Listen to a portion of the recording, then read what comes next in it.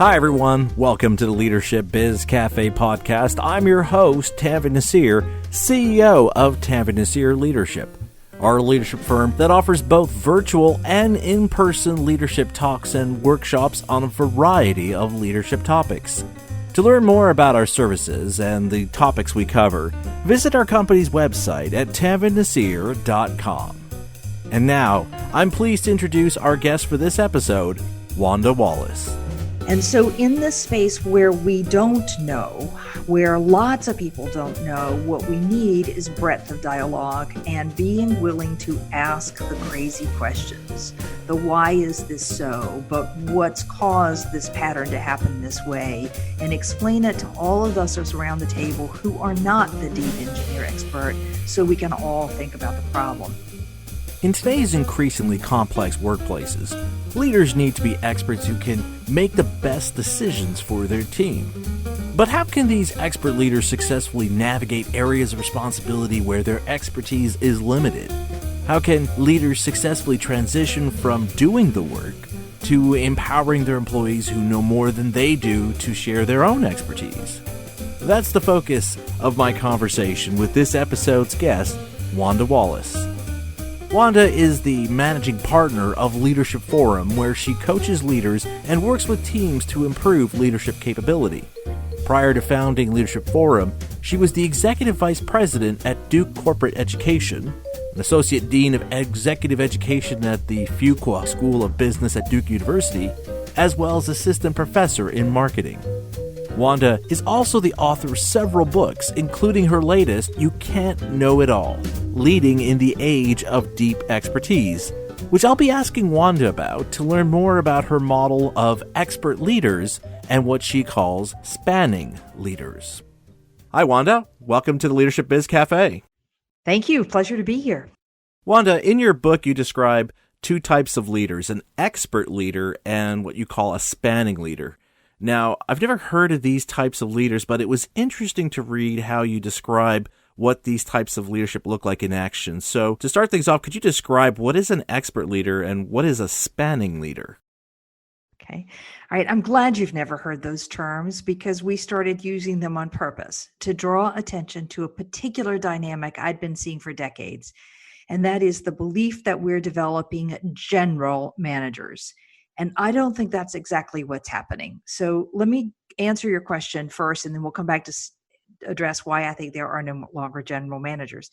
But an expert leader is one who leads from their base of expertise. Basically, the team follows him or her because the leader knows more, knows and can execute. And you get a sense that your value for what you're contributing, your credibility is driven by your expertise. Your seat at the table even is driven by your expertise. In contrast to a spanning leader who is spanning outside of his or her domain of expertise. It doesn't mean that they have zero expertise. It means that they're now leading areas for which the team members know more than the leader can ever hope to know. And it's that sense of spanning. And I think where we're headed in the world is a blend of expertise and spanning.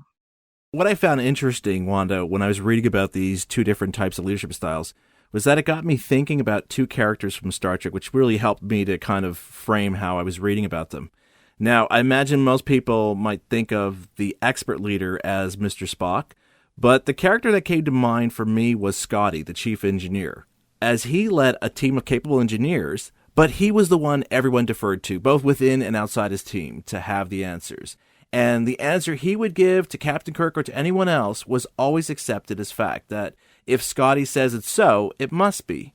And then when I was reading about the spanning leader concept, it was clear to me that this was Captain Kirk. As you point out, how a spanning leader has to be able to rely on a broad network of divergent opinions and viewpoints. They have to operate in situations where there's a lot of ambiguity about what's the best course to take, being able to accept compromises that will allow you to make a decision that overall delivers the desired outcomes, and being someone who people choose to follow, not because of your deep expertise, but because of your ability to inspire others to believe in the possibility of things. And it was interesting to read about these two types of leadership from that lens or perspective to really kind of better understand these two archetypes of leadership in today's organizations. I would never have drawn that conclusion all on my own, I must admit. I'm a bit of a Star Trek fan, so obviously I know the characters and can relate to them. And I think you're right. The Scotty, as the engineer, is the classic expert leader. And what I see in the world as I find fabulous expert leaders, it's not that they're down farther in the organization or that they're younger. It's that they know so much and everybody defers to their content knowledge. And they tend to love to work for those individuals because you can take that individual any problem you're dealing with and they can help you think through the solutions to the problem because they've seen a part of it. They know a resource to go to. They know how it works in technical detail. And so they're often really, we gravitate towards them in many ways. Now, that's what's good about the expert leader. What's bad about the expert leader is that they don't, not bad, what's more limiting about the expert leader is they don't tend to lead outside their expertise. Like we would not typically go to Scotty and say, how do we solve this problem with something that's not technical, that's not engineering, that's not around the powering of the spaceship, for example. That would not necessarily be his strong suit. And he would say, I don't know, I'm more comfortable with the engines. Let me get back to the ship. You guys figure that out. And you tend to develop around you people who are more just like you, meaning they think like you, they have the same interest in problems as you do. And it creates a nice little lovely enclave of talent, but it also creates a silo.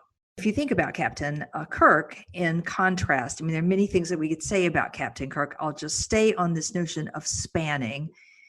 And in many ways, Spock is a bit of a spanning leader. He knows bits about a lot of things and can go in depth if needs to, but he doesn't always have to rely on that. He's willing to rely on other people's knowledge and expertise. And you're right, Captain Kirk has this huge breadth of knowledge, this big, it's not so much he has depth, but he has this I know who to call mentality.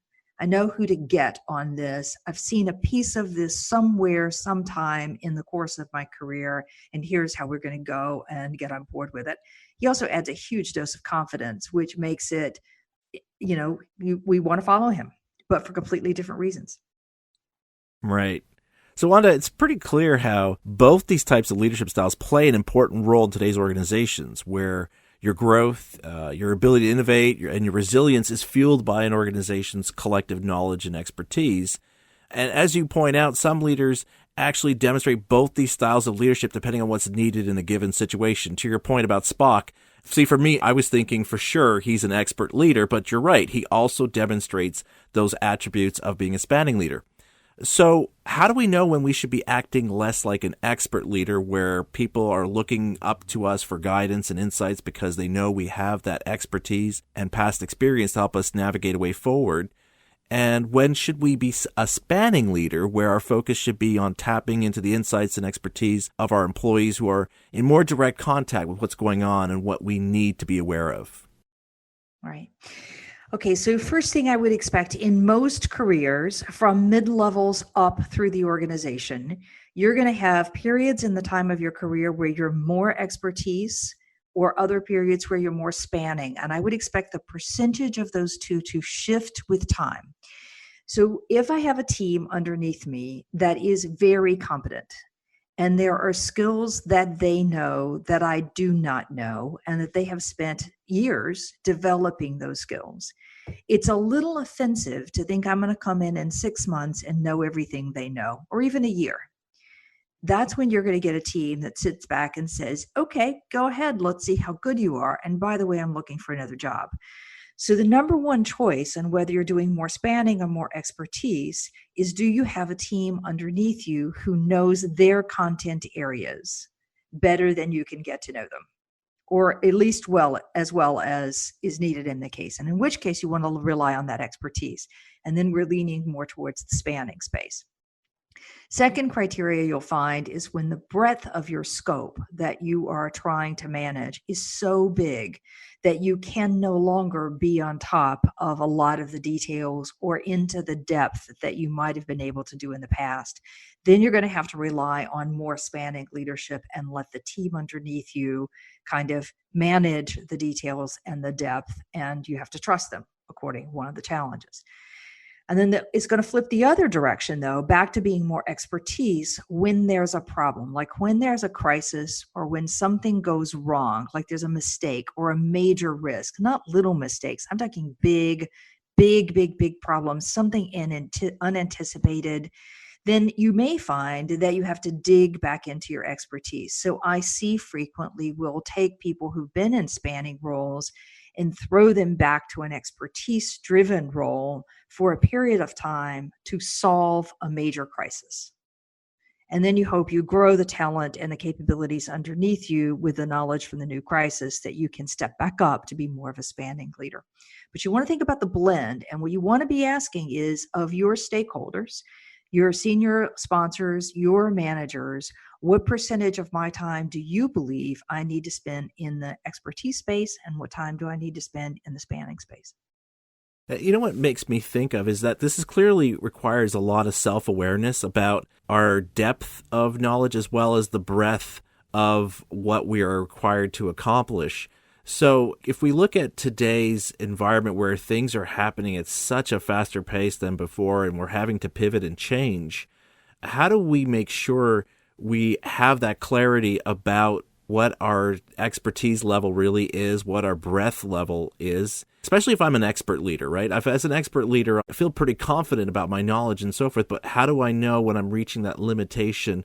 What are the guideposts I should be looking for to let me know when I should be pivoting, as you said, where I should be reaching out to those who might be more aware than I am before I make those decisions? Well, as an expert leader, I should know whether other people in my field know something I don't know. And then the mechanisms for going to learn that should be fairly straightforward, whether that's some training, it's a conference, it's a reach out to, colleagues that are in that area, it's reach out within the company, outside the company. I mean, if I'm an expert, let's say in engineering, for example, I should know where to go to find that knowledge. The problem for experts comes when no one knows. It's new knowledge and we have no idea what to do with that now, which is the case we find in a lot of the fast pace of change that we're seeing. The technology is getting invented faster than we know what to do with it, let alone how to manage the risk or to choose between which one of 7 different options we want to go for. And that's where you start to find the expert struggle. So I'm less worried about the expert knowing what they know and knowing when they need to advance their knowledge. I'm more worried about the spanning leader knowing when they need to dig a little bit deeper or when they need to push their team to dig a little bit deeper. What I hear from people who do this phenomenally well, what they tell me over and over and over again, is that what they do is they start asking a lot of questions. And I'll give this an example from one of my favorite CEOs, John. He says, taking over engineering in his company, he did not know anything about engineering, not trained in it, zero. And this is an engineering-driven company, had no experience whatsoever. But now he's making decisions for the engineering group in one way or another. And he said, I had to ask a lot of questions. And he said, I just asked a lot of questions, first to learn, second, to make sure people could explain it in some logical terms, and third, just because sometimes those questions force people to think in ways they hadn't thought before. And so in this space where we don't know, where lots of people don't know, what we need is breadth of dialogue and being willing to ask the crazy questions. The why is this so, but what's caused this pattern to happen this way, and explain it to all of us around the table who are not the deep engineer expert, so we can all think about the problem. And that's where we start to see the skill of the spanning leader being really, really, really powerful, especially when we're facing a situation where no one knows what's next. This actually leads me to my next question, and how I brought up the expert leader reminded me of Scotty and the spanning leader reminded me of Kirk. So over the course of the series of the movies, Scotty remains as the chief engineer because clearly that's where he's most happy, being an expert leader. He has no interest in being a spanning leader like Kirk, who has to be aware of what's going on in different departments and addressing those needs in terms of the overall goal we need to achieve. And as you pointed out, also has to be comfortable with asking these questions because he needs to find out and understand what's really going on so he can make the right choice, the right decisions. And yet we see one character, the ship's helmsman Sulu, who does move on to becoming a spanning leader like Kirk and being captain of his own ship and having to build these relationships and trusting a diverse group of experts who know more than he does to help him run his ship. Now, in your book, you provide an assessment to help leaders gauge how much of an expert leader or spanning leader you are and to figure out what they'd like to do in their future. So for those who are happy staying as expert leaders at Scotty, that's fine. But I'd like to talk about those expert leaders who'd like to pivot either now or in the future into a spanning leader. And probably the biggest hurdle to making that shift comes from understanding how you add value to the organization. As you pointed out just now, a lot of what spanning leaders would need to do to understand their limitations is to be, comfortable asking questions. But as an expert leader, it's clear that your value comes from the insights and expertise you provide that helps ensure the organization's making the best decisions and choices. So what's the change we have to make here in terms of how we perceive and understand the value we provide? And how do we make that pivot beyond just, okay, we have to be comfortable asking these questions to get a better lay of the land? What are the changes we really need to be making here to make this pivot successful? Okay. All right. And so when you talk about pivot, I want people to think not one or the other. I want you to think and I want you to think proportion. So anybody who's an expert leader is going to start to add spanning characteristics, spanning traits, spanning behaviors to their repertoire of what they're doing. Rather than I'm going to go from one extreme, like being the chief engineer, to suddenly being the CEO where I'm not doing anything. So think about this as a gradual transition. The key, the number one starting point, but certainly not the only thing, is to get your head around how you're adding value. Okay, and this is the big personal transition people have to make in order to be ready to move forward. As an expert, I can go home at the end of the day and know what problems I solve for my organization. I can know what that organization would not have gotten done as smoothly or as quickly or as efficiently if I wasn't in the building or in the organization. I just can't say building anymore. If I wasn't there. There's a comfort in my value based on what I know, what I can do, what I can execute, what I can make happen. And a lot of people are drawn to that because they are more personalities of let me make things happen. I know how to make things happen. So as you're moving to a spanning leader, though, your value now becomes hugely intangible. It's very difficult at the end of the day to say, what did I do today? Where did I add value?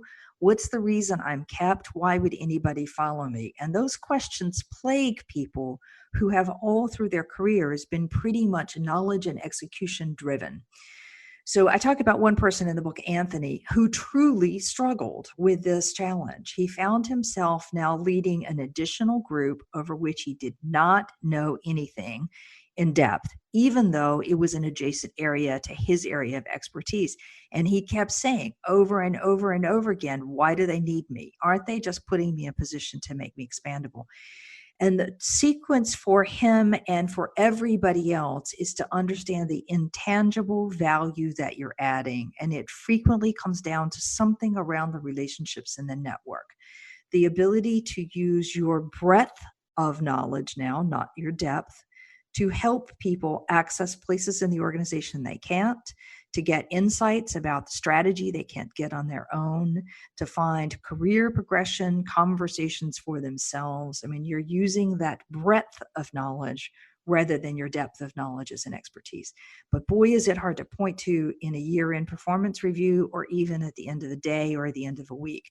And you just got to get comfortable with that. Well, that's the first step. If you get your head around that one, then the next step is to say, well, what is the work I'm doing? I mean, I can't do the expertise execution work. I can't do the engineering or the IT programming. That's not my job.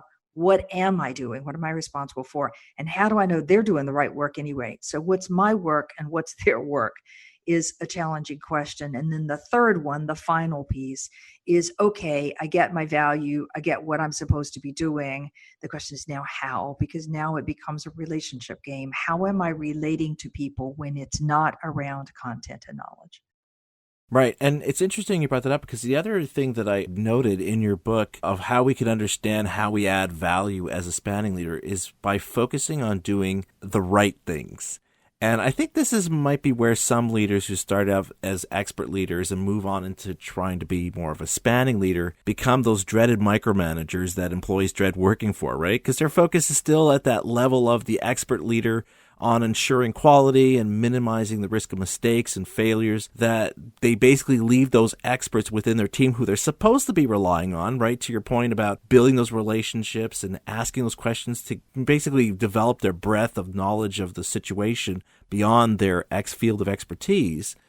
Doing so ends up leaving the experts they should be relying on feeling both disrespected and disengaged. And this is another key change leaders need to make if they want to move from being an expert leader to a spanning leader, namely to shift, as you say from in your book, doing things right to doing the right things. So what does this entail, Wanda? What are those right things a spanning leader should be focusing on? Yeah. Every time I work with groups of people, I always ask who likes a micromanager, and no hands go up. No one likes a micromanager. And I will also ask how many of you are micromanagers, and a small percentage will stick their hands up. So we all know we shouldn't be doing it, and we think we're not doing it. If I look at their 360 reports, I will tell you that more than 50% of them are doing it. And it comes because as an expert, I have high standards. I can strive for perfection because of my depth of knowledge. All right. And there's nothing wrong with that in lots of ways, except for this micromanaging. So as you're moving to this spanning world, you want to be thinking not about, we need good work to be done, but rather than I'm doing it or controlling what's happening, I need to see my job as enabling. How am I creating an environment? How am I enabling you who work for me to do good work? That's the one thing. And then, another thing you're doing is going to rely on your breadth of network, as we've already said. And one of those examples is, as you're going to meetings with various people throughout the organization, you will hear tidbits of knowledge in one place or another. If what you're hearing from another place of the organization is lining up with what your team is telling you, then, things are probably in pretty good shape. Your team's probably doing the right things that they need to be doing. You can relax a little bit and focus more on the integrations, if you will. How does my team's work fit in to the larger story? What's the collaborative effort that needs to happen between my team and another team? How do I facilitate that? Not how do I do it? How do I enable it? Right. I love that you brought that up. I think it's such an important point, Wanda. This is what often trips up so many people as they promote and get moved up into different leadership positions. There's still that focus on my knowledge and expertise is what's got me into this position, so I want to keep building on that to continue to add value to the organization. In fact, I wrote a piece on my leadership blog to help illustrate this by describing that when you move into these new leadership roles, you're not just climbing up another rung on your career ladder. Rather, you're moving on to a whole new one. And consequently, as you just pointed out, you need to change what you focus on and who you focus on and what you act on to ensure you're successful in this role. That it's really about, are you enabling your employees to deliver their best? Are you enabling your team to provide what's necessary? And are you listening to people outside of your department, your division, your team to hear what's going on, what information and insights you should be paying attention to and applying them in terms of how your team is going about doing things so that they can be more effective and be more in alignment with what the organization's trying to achieve? Exactly. If you think about it, the experts leader's job fundamentally is to make sure things are controlled. The risks are controlled. We're not going to go in some place that we didn't know something about and make mistakes that we couldn't have anticipated. So for what we know, we're trying to control the risk. That is fundamentally the job of the expert leader. That's not the spanning leader's job. The spanning leader's job is to keep the organization moving forward. So it means even you have to make decisions. Yes, true. But I'm looking for a decision that helps us move forward to the next step where we have to make another decision, and the next step where we have to make another decision. And if you think about trying to deal with times of ambiguity and uncertainty or chaos even, or VUCA or massive change, pick any one of those words that suits you. What I need is not the vision of here's where we're going to be 2 years from now, because none of us can know. What I need is somebody who can make a decision today that moves us to the next step. And that really is where the spanning leader's value comes to fore for the organization. So, Wanda, when we were describing the expert leader, we were talking about how people follow them because of their specific knowledge, right? Going back to the example of Scotty, that if you have a problem, the expert leader is the one to go to as they can give you the answer. Now, as a spanning leader, as you pointed out, you're no longer the one that has the answer, and that's not really your job anymore anyways. Instead, your job is more, how can you help your team get things done by relying on their expertise to shape your decisions? So again, this reflects that idea that you're not simply climbing up a rung on the same ladder, but you're moving on to a whole different ladder. So for an expert leader that's hoping to transition into a spanning leader, how do they navigate this change in their interactions with their team? What are the pitfalls they need to be on the lookout to make sure they're building these critical relationships to help them get a better understanding of the lay of the land? Not to mention demonstrate to others that you want to help them build on those skills and abilities to become stronger members of your team, that you're, as you said, enabling your team to succeed, which is really what drives people to want to follow you as a spanning leader, because you're going to know that if I work under your leadership, I'm going to get these kind of opportunities to stretch and grow myself. Right. You're going to help me in some ways. That's the number one thing. So first off, to be an effective spanning leader, you really do have to have a broad network. And we must say thousand times, expand your network, expand your network. This is why. As an expert leader, my network tends to be the people who draw on my expertise that I have interacted with over the years. It's a great network, don't get me wrong, but it's not nearly broad enough. As a spanning leader, I need to have fingers across the organization in lots of different places, broad, probably 10 times what the expert leader has, because that's where I'm going to tap resources for my team.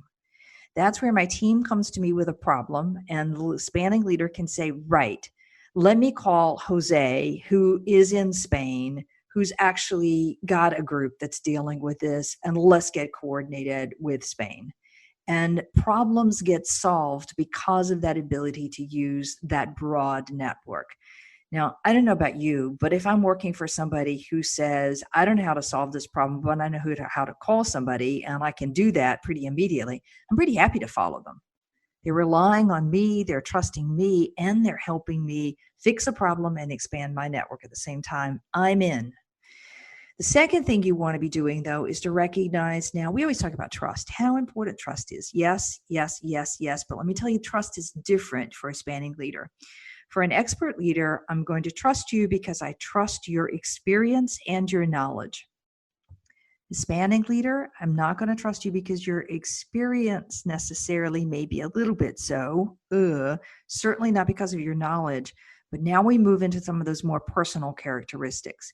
Do I trust you because of how you treat me? Do I trust you because of how I see you treat others? Do I trust you because you share the credibility around with other people? What's the basis by which I trust you now becomes a really, really important factor. And two big ones in that one is your ability to set out and articulate in a way we all buy our vision. I don't mean the company's grand strategy. I mean our group's vision for what we're trying to accomplish and why it matters. So being able to do that and then doing that in a way where I kind of like you, the person, which means I have to be open as a spanning leader to let you see and get to know me. I have to have one part confidence and one part humility. I have to be approachable, accessible as a leader, and all those qualities now become why people follow me. Whether it's my team or my peers even will follow me to get something done. Wanda, I know you go into this a lot more detail on the various steps an expert leader needs to take to make this transition into a spanning leader. But for someone who's clearly an expert leader who's been listening to our conversation, what piece of advice do you have for them if they're debating making this jump from being the expert, the one that everyone goes to get the answer, to being a leader whose focus is less on being the expert and being more a champion of the experts around you, and obviously, as you were just explaining really well, of really being someone who's more focused on building those relationships, really on how we're showing up as a leader, how we're engaging with other people around them, and to that end, helping them bring their best efforts forward to help the organization succeed? Okay, I would say pick a small space to experiment with, and a space where you've got people reporting to you who already have a lot of the content knowledge, and try to get out of the telling, the having the answers with them, and get into the space of asking intelligent questions that get those people to think for themselves. So that's one thing to do. A second thing to do is to convince yourself that this is actually a learnable skill. Pick somebody in the organization that you admire, but that's close enough to you, you actually see what they do day in and day out. Write that person's name down, and then write down beside that why. Why do you admire this person? List all the qualities and characteristics you can think about, behaviors, actions. Go to somebody else, even if you want, and fill out that list a little more. And just step back and take a look at that list. There might be one piece, one line in there about knowledge, but there will be a host of others that are all the things that we're talking about right now. So if that's someone you admire and you think they add value to the organization, and they add value to the organization by doing all these intangible things, then you can do the same. But it is scary because it feels like if I'm, especially in a time when there's change, it feels like if I stay close to my expertise, then nobody can grab my little space of the world. So I'll put my head down and keep doing what I've always done. But that keeps you in the same place you've always been in.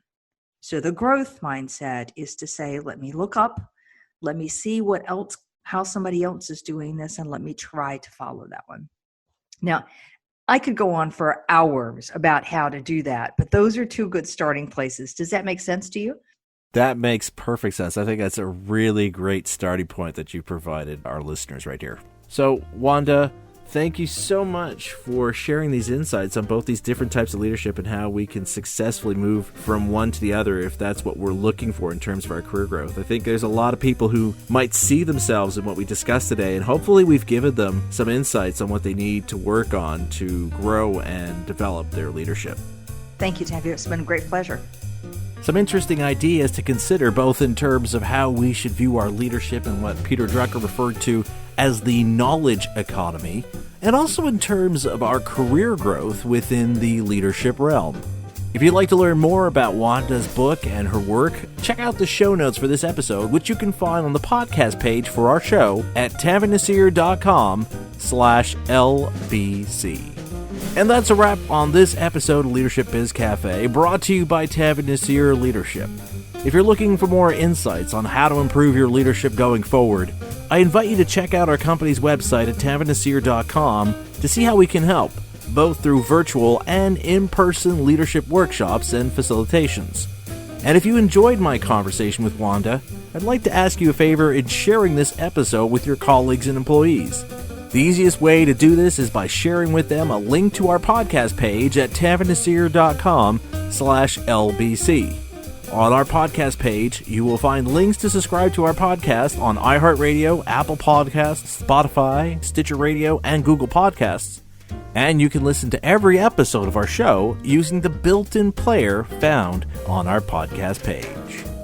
And with that, I'm Tavi Nasir, and you've been listening to Leadership Biz Cafe.